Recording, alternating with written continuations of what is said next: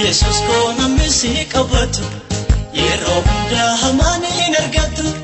kunne kudhan mirgatti yoo kufani kunne tokko bukkeetti yoo kufani ati nama wajjin hin jiraanna homaa gochuu tasan danda'ani erga waaqa akkasii qabadde waan tokkollee hin sodaadhu ani waan tokkollee hin sodaadhu ani waan tokkollee hin sodaadhu sodaadhu ani waan tokkollee sodaadhu ani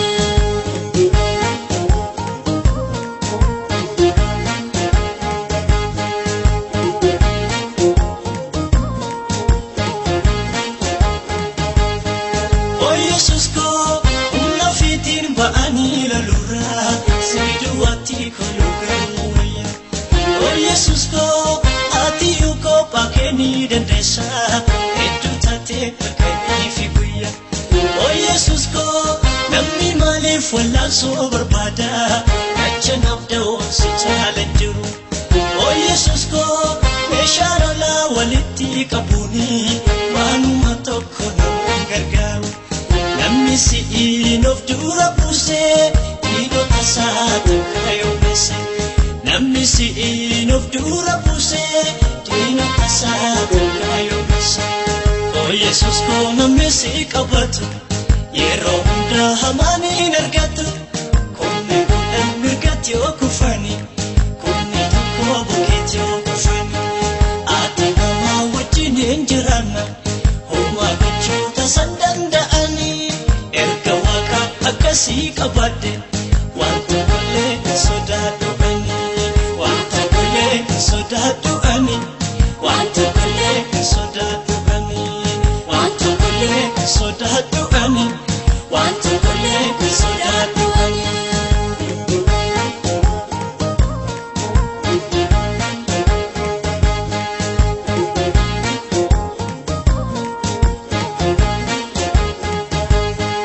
O Jesus ko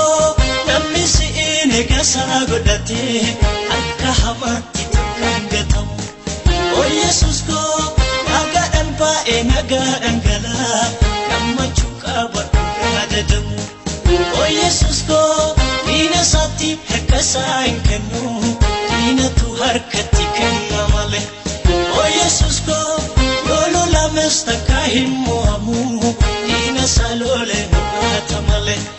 Gooftaa wajjin lolaa dhaqanii eenyu fa'ii kan mo'amanii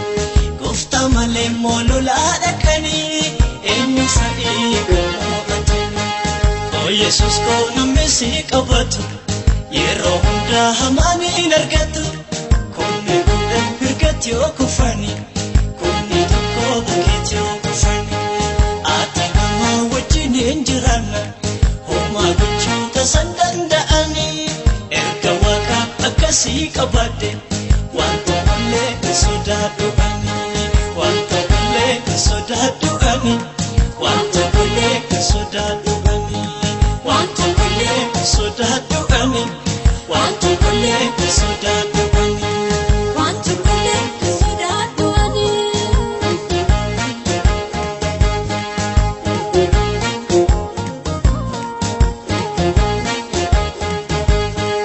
O Jesus ko ahabraji soba amanate gara lolatti yemmuu dhaqe O Jesus ko ati Gooftaa bira waan hin jirreef diina isaatu xiyyeeffate dhaqe O Jesus ko namni sitti addaan deeme Gooftaa salphataa malee ulfaatu O Jesus ko diina isaatiif gad guufa malee inni isaa taasa isaan goguufu Ya Jesus ko kana manna atma loli